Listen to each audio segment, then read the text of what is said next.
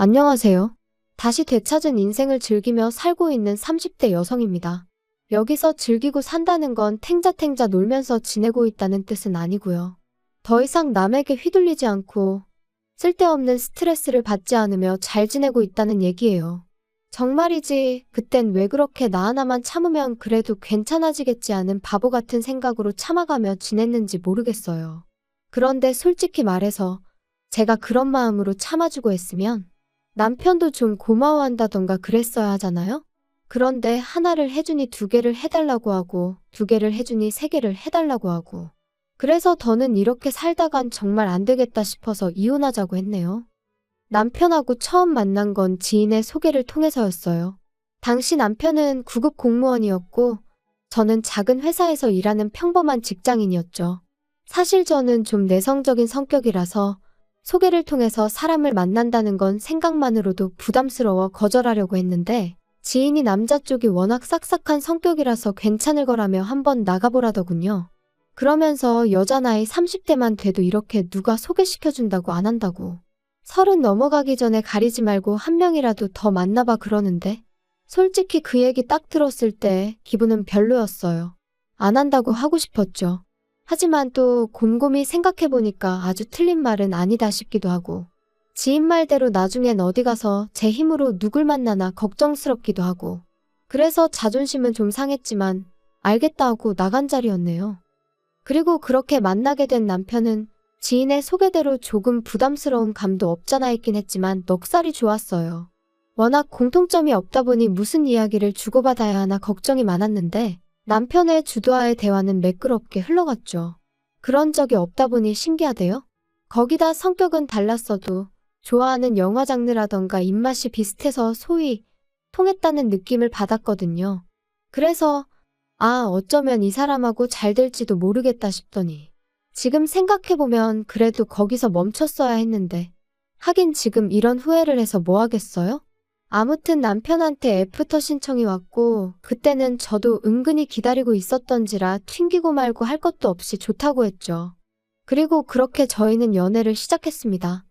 저희 연애는 그런대로 원만하게 이어져 갔어요. 물론 돌이켜 생각해보면 일주일에 한두 번 만나서 영화 보고 밥 먹고 이야기 좀 나누고 그게 다긴 했는데 그땐 어쨌든 다툴 일이 없으니 다행이다 싶었고 그래서 잘 맞는다고 생각했었네요. 한편 사귄 지 1년쯤 되던 해 제 직장 상사가 바뀌었습니다. 원래도 가족 기업이라 불안불안했는데 결국 사장 아들이란 사람이 와서 하루아침에 부장 타이틀을 달더라고요. 그리고 불행하게도 사장 아들은 정말 아무것도 모르는 사람이었어요. 그러니 괜한 직원들만 하루가 멀다 하고 시쳇말로 조져대는데 정말 마음 같아선 그래 이 자식아 내가 먼저 관둔다 하고 그 면상에다 시원하게 사표라도 집어던지고 싶은 적이 한두 번이 아니었다니까요. 하지만 솔직히 어디 간들 치사하지 않은 직장이 있나요? 그러니 하루에도 12번 끓어오르는 화를 꾹꾹 눌러 참으며 어떻게든 버텨보려 했습니다. 그런데 그날만큼은 제가 하던 프로젝트를 기어이 자기가 완성하겠다며 가져가 놓고서는 말 그대로 아주 죽을 써버렸더라고요. 그리고 그 일로 진행 중이던 거래가 2건이나 캔슬이 되면서 사장이 아주 단단히 화가 났죠. 그런데 그 순간 이 사장 아들이 제 탓을 하대요? 자기는 아무것도 몰랐다며 저 때문에 이렇게 된 거라고. 그리고 저는 지금도 확신해요. 사장도 이 모든 사태가 제가 아닌 당신 아들에게서 비롯되었다는 걸 알고 있었다고요. 하지만 직원들 앞에서 자기 아들을 나무랄 수는 없었을 테니 애꿎은 저를 탓했고 그때만큼은 도무지 못 버티겠더라고요. 그래서 그냥 알겠다고 내가 나가면 되는 거 아니냐고 나와버렸습니다. 충동적이었지만 어쩔 수 없는 선택이었지요. 그런데 문제는 막상 회사를 그렇게 때려치고 나니 세상이 끝난 것 마냥 어찌나 불안하던지 말이에요. 당장 내일부터 출근을 안 해도 된다는 사실이 기쁘기보단 오히려 더 갑갑하게 느껴졌고 친정어머니에게는 어떻게 말씀을 드려야 하나. 하지만 제 우려와는 달리 친정어머니는 그동안 고생했다 하시며 이참에 앞으로 뭘 하고 싶은지 계획이 어떤지 찬찬히 정리를 해보라고 하시더라고요. 그리고 그렇게 고민 끝에 내린 결론은 이참에 내 장사를 해보자는 것이었어요. 중1 때 친정아버지가 돌아가셨고 이후로 줄곧 친정어머니랑 단둘이 살았습니다. 친정어머니는 여자 혼자의 몸으로 저를 어떻게든 제대로 키워내시겠다며 하루도 쉬는 날 없이 건물 청소부터 식당 주방일까지 닥치는 대로 일을 찾아하셨어요. 그리고 저는 그런 어머니를 귀찮게 하면 안 되겠다는 생각에 주변 또래들보다 조금 일찍 철이 들었죠. 덕분에 음식 솜씨도 꽤나 좋았고요. 그래서 식당을 해볼까 하는 생각도 들었던 모양이에요. 아무튼 오히려 지금이라면 겁이 났을 텐데 그래도 그땐 몇 살 어렸다고 겁도 안 났어요. 오히려 내가 식당을 차린다고 생각하자 그때부터 어찌나 설레던지 심장이 터질 듯 뛰기만 했네요. 그리고 저는 이러한 결정을 남편에게도 전했습니다. 그 무렵 결혼 이야기도 조금씩 나오고 있었기에 남편의 생각도 어느 정도는 저에게 중요했었거든요. 그런데 남편이 제 이야기를 듣고는 뜻밖의 이야기를 꺼냈어요. 식당이라는 게 여자 혼자 하기에 쉬운 일은 아니지 않냐면서 자기랑 같이 하는 게 어떻겠냐고요? 깜짝 놀랐죠. 9급이긴 해도 명색이 공무원인데 게다가 듣기론 5년을 공부해서 어렵게 붙었다고 했었으니까요. 그래서 아니 안정적인 직장을 두고 웬 식당이냐고 괜찮다 했습니다. 혼자 해보고 힘에 부치면 그때 사람을 쓰면 된다면서요. 그런데 남편이 실은 자기도 이렇게 공직 생활을 해보니 여러 가지로 힘든 점이 많더랍니다. 조직 문화니 위계질서니 전부 다 버겁다고요. 그러면서 자기가 미국 생활을 해서 그런 것 같다 뭐 그랬는데 그땐 솔직히 안쓰러운 마음이 커서 정말 그런가 싶었거든요. 그런데 나중에 알고 보니까 미국 생활이나마나 어학연수로 반년 다녀온 게 전부였어요. 그래놓고 저한테는 걸핏하면 미국에서는 어떻고 저떻고 미국인들은 어떻고 저떻고 정말이지 그때로 돌아간다면 주절거리는 남편의 입을 탁 한 대 쳐버리고 싶다니까요. 아무튼 그래서 그래 아무렴 남보단 남편이 낫겠다는 결론을 내렸고 저희는 결혼과 동시에 식당을 차리게 되었습니다. 다만 결혼을 앞두고서야 남편이 제 예상보다 훨씬 적은 돈을 갖고 있다는 걸 알게 되었기에 제가 식당의 대표로서 남편을 고용하기로 했지요. 물론 당연히 남편도 어머님도 제 이런 결정을 마음에 들어하지 않았어요. 공동으로 창업을 한다더니 어째서 와이프가 사장이 되고 남편이 직원이 되느냐고요. 하지만 남편은 자기 이름으로는 죽어도 대출은 못 받는다 버텼기에 저로서는 어쩔 수 없는 선택이었네요. 신혼집은 제가 살던 전세집에서 시작하기로 했고 혼수는 남편이 해왔어요. 다만 제가 기존에 쓰던 가전제품 대부분이 멀쩡했기에 실제로 남편이 사온 건 침대 옷장 그리고 식기세척기 정도가 전부였죠.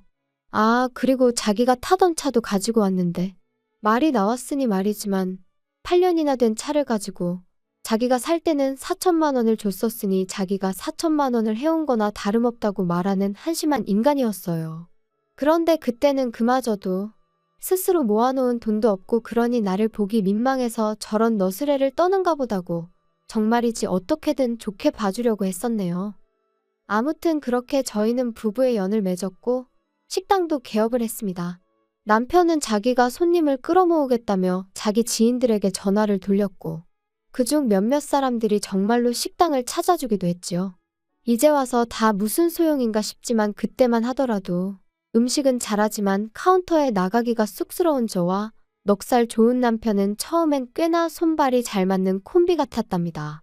그런데 식당을 오픈한 지 반년 만에 남편이 계단에서 발목을 접지르면서 상황은 점점 생각지도 못한 쪽으로 흘러가기 시작했어요.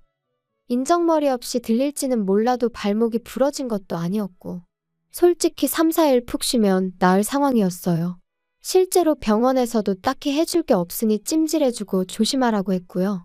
그런데 남편은 계속 욱신거린다. 서 있으면 피가 아래로 쏠리는 것 같다. 정말 오만 가지 핑계를 대가며 앓는 소리 죽는 소리를 해대대요. 그리고는 이참에 한 2주 정도만 쉬면 안 될까 하는데 솔직히 걱정도 되면서 동시에 좀 서운했어요. 왜냐하면 그 무렵 손님이 좀 늘어나고 있다는 게 실감이 나기 시작했거든요. 그런데 뭐 사람이 아프다는데 어쩌겠어요. 참으라고만 할 수도 없고. 그래서 그래, 이 사람도 공무원 공부부터 계산해보면 거의 10년 가까이를 쉼없이 달려왔구나. 그러니 본인도 쉬고 싶은 거겠지. 라고 제 스스로를 납득시키며 남편이 원하는 대로 2주간의 휴가를 주게 되었지요. 그런데 막상 2주가 지났는데도 남편은 계속해서 앓는 소리 죽는 소리를 멈추지 않았습니다. 아무래도 신경이 어떻게 된 것 같네 하면서 막상 병원은 가지도 않고. 그리고 그때부터 조금씩 요령을 피우더니 나중엔 보니까 남편은 카운터에서 핸드폰이나 하고 있고 반면에 저는 온갖 일을 떠안고 있더라고요. 식당 열기 전에 장을 보는 일부터 시작해서 재료 손질에 요리의 마감까지. 아침 9시부터 저녁 11시까지 저는 가게에 매여 있는 몸이었어요. 하지만 남편은 걸핏하면 아는 사람이 근처에 왔다 하니 얼른 나갔다 오겠다. 이 사람도 다 나중에 우리 손님 될 사람이다. 나는 그냥 사람을 만나는 게 아니고 영업을 하는 거다. 핑계도 가지각색, 난리도 아니었지요. 그리고 저는 그런 남편과 말다툼을 할 여유조차 없었어요. 아니 솔직히 말하면 있어봤자 별로 도움도 안 되는 인간, 차라리 안 보이는 게 낫다고 생각한 적도 있었죠. 하지만 저도 사람이니 그날은 어째서인지 뺀질거리는 남편에게 한마디 하지 않고는 그냥 넘어가지 못하겠더라고요. 그래서 남편더러 언제까지 그럴 거야? 식당 일이 하기 싫으면 차라리 일자리를 구해서 출근을 해. 이게 지금 뭐 하자는 거야? 당신이 생각하기에는 당신이 지금 당신 밥값을 하고 있는 것 같아? 밥값이라니 너는 무슨 말을 그렇게 하냐? 여자 혼자 식당 하는 거 사람들이 알아봐. 그럼 무시해 너. 근데 내가 이렇게 떡하니 카운터를 지키고 있으니까 진상 손님도 없고 얼마나 좋냐? 원래는 오전에 장 보는 건 당신이 하기로 했잖아. 그리고 창고 정리도 당신이 하기로 했었고. 그리고 마감할 때 청소는 왜 안 해? 정말 하나하나 지적할 거 투성인데 내가 얼마나 참고 있는지 알기나 해. 왜 또 이래 진짜? 아침부터 사람 스트레스 받게. 나도 다 생각이 있다고? 그리고 장 보고 정리하고 그런 건 원래 여자가 남자보다 잘하잖아. 그리고 마감할 때 청소는 그냥 대충 하고 아침에 와서 하면 되잖아. 내가 너더러 하라고 한 것도 아닌데 왜 네가 다 알아서 잘하다가 갑자기 짜증이냐? 어이가 없다 진짜. 더 긴 말할 것도 없네. 당신 이제 월급 아니고 시급으로 계산할 거니까 그런 줄이나 알아. 뭐? 야, 그게 네 마음대로 되는 줄 알아? 내 동의가 없으면 어차피 못 받고. 그래 그럼 당신 관둬 그럼. 때려치면 되겠네. 저는 남편이 관두지 않을 걸 알고 있었어요. 막말로 자기가 어디에 가더라도 지금처럼 편히 일을 할 수는 없을 거란 걸 누구보다 본인이 잘 알고 있었을 테니까요. 그리고 계약서가 어쩌고 하는 남편에게 바로 이튿날 서류 준비해서 들이밀었습니다. 그러자 남편이 저더러 자기가 제가 하루아침에 회사 때려치고 나올 때 보통이 아닌 건 알았는데 진짜 지독하다면서 정 떨어진다고 빈정거리더군요. 한편 그 무렵 어머님은 어머님대로 하루가 멀다 하고 전화를 해오셔서는 현철이 말이 식당 장사가 그렇게 잘 된다면서? 물가도 많이 올랐고 저희가 원래 박리담회라서 많이 남지도 않아요. 박리담회는 무슨 아무렴 네가 뭐 손해봐가면서 장사하는 건 아닐 거 아니냐? 그런데 좀 섭섭하다. 그렇게 돈 벌어서 다 뭐 하려고? 시부모 주는 용돈은 계속해서 제자리냐? 어머님, 아시다시피 물가가 많이 올랐잖아요. 그런데 음식값은 물가 따라 올릴 수도 없다 보니 정말 남는 게 많이 없거든요. 이해 좀 해주세요. 야, 이해나마나 네 말대로 물가가 많이 올랐으면 우리 용돈도 올려주는 게 맞지?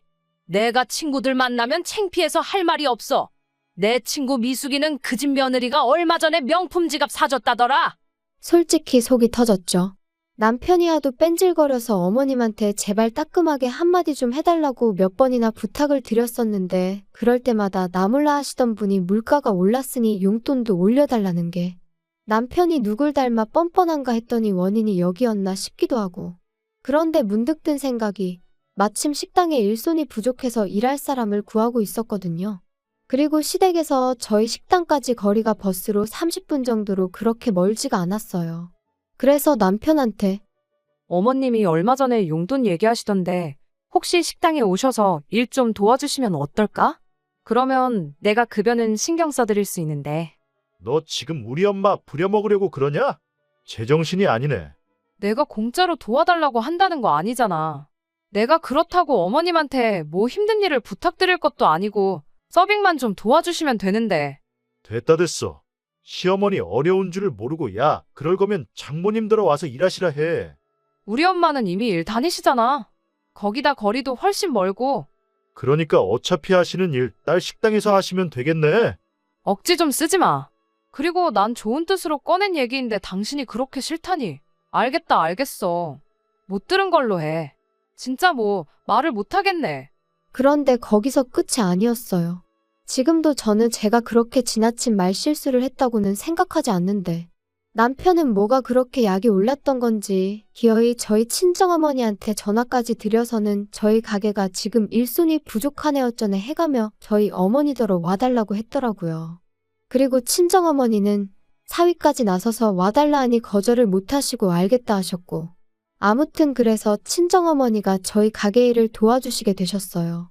친정어머니한테 죄송하고 감사하기도 하고 못난 딸이 따로 없었죠. 그런데 황당한 건 남편이 저희 친정어머니를 대하는 태도였습니다. 제 생각은 그래요. 이따금씩 남편의 지인들이 오는 경우가 있었는데 그럴 때 굳이 그 앞에서 장모인 저희 어머니를 부려먹을 이유가 뭐냔 말이죠.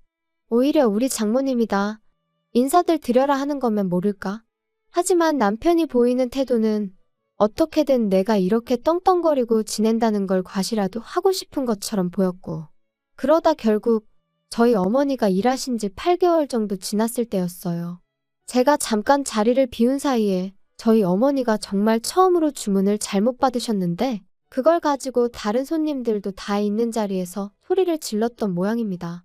다른 아르바이트생이 남자 사장님이 좀 심하시다며 저에게 귀뜸을 해줘서 알았으니 망정이지. 그래서 그날 남편한테 네가 뭔데 내 어머니한테 소리를 질렀냐니까. 공은 공이고 사는 사지. 집안에서나 장모님이지 가게에서는 엄연히 그냥 일하는 아주머니 아냐? 그리고 어느 식당이건 간에 일하는 사람이 실수를 하면 한 소리 듣는 건 당연한 거지. 공이고 사고 장모님이면 상황이 어떻건 간에 그냥 장모님이지. 나는 뭐 할 말이 없어서 당신 지적 안 하고 그동안 오냐오냐 봐준 줄 알아? 그리고 당신이 뭔데? 식당 내에서 당신이 도대체 뭔데 어머니한테 소리를 질러? 대표는 엄연히 나야. 소리를 질러도 내가 질러. 이야, 그 코딱지만한 가게로 드디어 유세를 떠는구나, 네가. 남편과 저는 그날만큼은 정말 주먹만 오가지 않았지. 크게 싸우게 되었고 그때 이후로 저는 이따금씩 이혼 생각을 하게 되었습니다. 하늘의 맹세코 결혼을 통해 그 어떤 이익을 바란 것도 없었고 그저 다른 사람들처럼 안정된 가정을 꾸리며 평범한 인생을 살고 싶었을 뿐인데 어디서부터 어떻게 꼬여버린 건지 제 스스로가 한심하더라고요.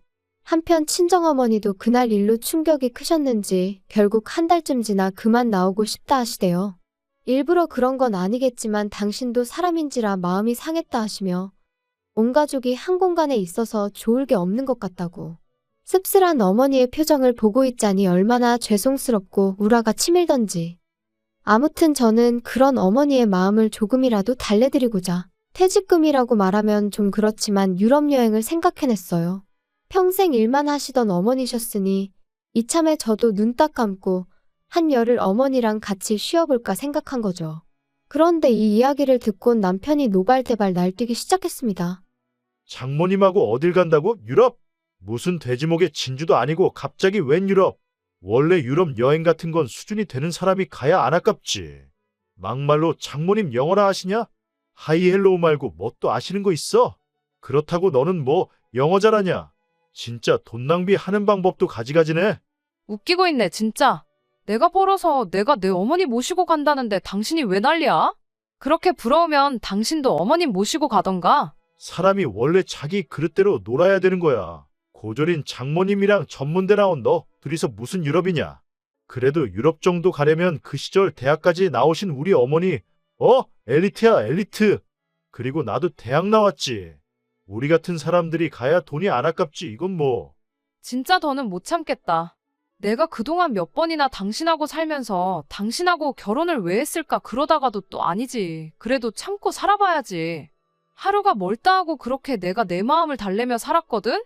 그런데 이제 보니까 당신은 정말 구제불능이고 나도 더는 못 참겠다. 당신은 나한테 한 번도 제대로 고마워한 적도 없고 오히려 하루하루 불만만 더 쌓여가나 봐. 그리고 다 떠나서 나 당신이 우리 어머니한테 말 막 하는 거 더는 못 참아. 수준? 당신이나 시부모님은 그 수준이 얼마나 높아서 나한테 자꾸 빌붙어? 당신하고 사는 거 지겹고 힘들어. 정말 내 인생에 도움 하나도 안 되는 사람들이잖아. 이쯤에서 헤어지자 좀. 헤어지자고? 너 나랑 헤어지고 싶으면 식당 지분 반 나한테 넘겨. 그러면 내가 이혼해 줄 수도 있고. 내가 미쳤니? 당신이 식당 일에 관해서 한 게 뭐가 있다고. 당신이 아무것도 안 했다는 건 지나가는 동네 똥개도 알걸? 언젠가 이혼을 하게 되면 남편이 어깃장을 놓고 순순히 저를 놔주지 않을 거란 건 어렴풋이 짐작은 하고 있었어요. 하지만 이렇게나 치사하게 나올 줄은 몰랐죠. 그래서 그때부터 저는 법적인 대응을 시작했습니다. 정말 많은 일들이 있었어요. 남편이 가게에 나오면 경찰을 불렀고 남편은 남편대로 노동청에 저를 신고해 여기저기 불려다녀야 했으며 저는 또다시 그런 남편으로부터 제 재산을 지키기 위해 변호사와 기관의 도움을 받을 수밖에 없었습니다. 그리고 그런 와중에 이혼 소송까지 해야 했으니 정말이지 눈물은 눈물대로 흐르고 욕은 욕대로 나오는 날들이었네요. 그뿐인가요? 그런 와중에 시부모님은 시부모님대로 핸드폰이고 가게고 전화를 해대서는 악담을 퍼부어대지. 친족이란 이유로 그때는 경찰의 도움도 받을 수가 없어서 예전에 빌려가신 돈으로 고소를 하겠다니까 그제서야 잠잠해지더군요. 아무튼 제 예상보다 이혼은 훨씬 어려운 일이었고 2년이란 시간 동안 저는 원형탈모가 생겼을 만큼 지독한 고통을 감내해야만 했습니다. 하지만 결국 법은 제 손을 들어주었어요. 비록 남편에게 퇴직금을 줘야 했지만 이혼의 대가라고 한다면 그까짓 건 아무것도 아니다 싶었죠. 게다가 시부모님이 급하다며 빌려가셨다가 안 주신 돈은 솔직히 받기를 거의 포기하고 있었는데 막말로 남남되는 마당에 그걸 왜 포기하나 싶대요? 그래서 이혼 확정되자마자 고소했어요. 시부모가 약속이 다른 애였전에 해댔지만 예전과는 상황이 달라졌으니 자기들도 큰 소리만은 못 치더라고요. 아무튼 그래서 싹 다 받아냈으니 여러 가지로 몇 년 묵은 채증이 한 번에 내려가는 심정이었지요. 한편 그렇게 완전히 남남이 된 이후로 남편의 소식은 한동안 들은 바가 없었어요. 그러다 얼마 전 지인의 지인이 전하기로는 시부모랑 같이 지방으로 내려가서 식당을 차렸는데 망했답니다. 왜 망했냐고 물으니 처음부터 남편은 카운터 볼 생각뿐이 없었고 그러니 재료 손질부터 서빙까지 전부 다 일하는 사람을 썼던 모양이에요. 그러니 뭐 막말로 남는 게 있었겠어요? 게다가 시부모님 집으로 담보 잡아 그걸로 권리금 1억인가 주고 들어갔었다던데. 지방에서 권리금 1억이면 그것도 보통이 아니거든요. 아무튼 뭐 들으면 들을수록 한심한 생각만 들고 동시에 갈라서길 정말 잘했다. 정말 잘했다. 뒤늦게나마 제 스스로에게 너 참 용기 내길 잘했다. 멈추지 않길 잘했다. 그렇게 말해주게 되대요. 저를 올가매는 남편이란 작자를 끊어내고 난 지금 저는 그 어느 때보다 훨훨 날아다니는 기분이에요. 혹시 여러분 주변에도 여러분이 앞으로 나아가는 걸 시샘하고 어떻게든 끌어내리려는 사람이 있나요? 그렇다면 저는 가차없이 그 사람과의 인연을 끊어내시라 말씀드리고 싶어요. 사실 인연을 끊어낸다는 게 결코 쉬운 일은 아닙니다. 순간순간 마음이 약해질 때도 있고요. 내가 잘하고 있는 건가 하는 의구심이 들 때도 있거든요. 하지만 그 고뇌의 끝에는 그 어느 때보다 환하게 웃고 있는 자신을 발견하게 될 거라고 제가 이렇게 장담할게요. 들어주셔서 감사합니다.